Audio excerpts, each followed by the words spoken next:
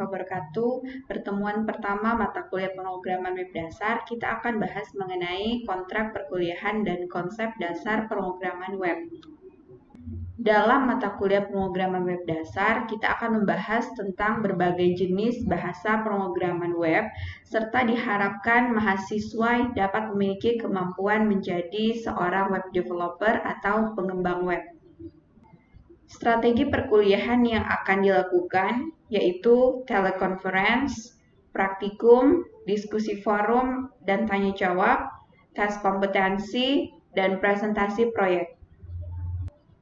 Materi perkuliahan yang akan kita pelajari selama 1 semester ke depan yaitu konsep dasar, jenis, dan penerapan pemrograman aplikasi web, client-side scripting dan server-side scripting, komponen penyusun web, kemudian pengantar HTML, penggunaan tag dan atribut tag, pengantar CSS dan struktur CSS, pengenalan dan fungsi JavaScript, pengenalan PHP, variabel dan konstanta, tipe data dan operator di PHP, struktur kendali percabangan dan pengulangan, array dan fungsi, pengantar MySQL, dan studi kasus implementasi pemrograman web.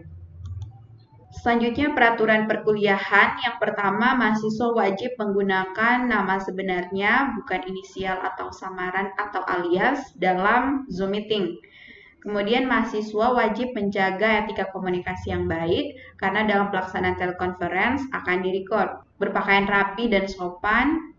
Kemudian 4 kali tidak mengikuti perkuliahan tanpa berita, kecuali izin atau sakit, mendapat nilai F. Selanjutnya tugas dikumpulkan tepat waktu.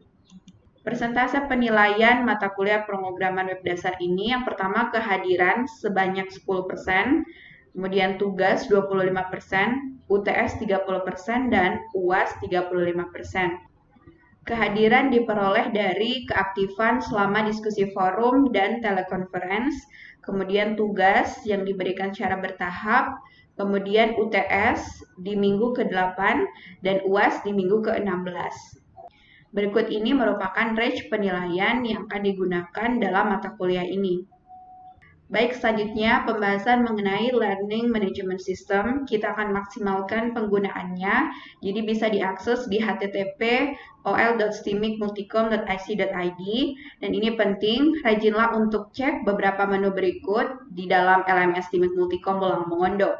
Yang pertama, agenda. Agenda berisi tentang apa saja kegiatan perkuliahan yang akan kita lakukan. Selanjutnya, documents. Ini berisi materi-materi, file, modul, dan sebagainya. Kemudian forums merupakan fitur untuk bisa melakukan diskusi forum secara online. Selanjutnya untuk fitur tes digunakan untuk kuis dan menguji kemampuan pengetahuan mahasiswa. Assignments digunakan untuk melihat tugas apa saja yang harus diselesaikan dan sekaligus tempat untuk mengumpulkan tugas-tugas. Kemudian attendance merupakan fitur yang digunakan untuk melakukan presensi secara online. Lanjut untuk assessments, ini bisa kita lihat progress report dari proses pembelajaran dalam perkuliahan mata kuliah pemrograman web dasar.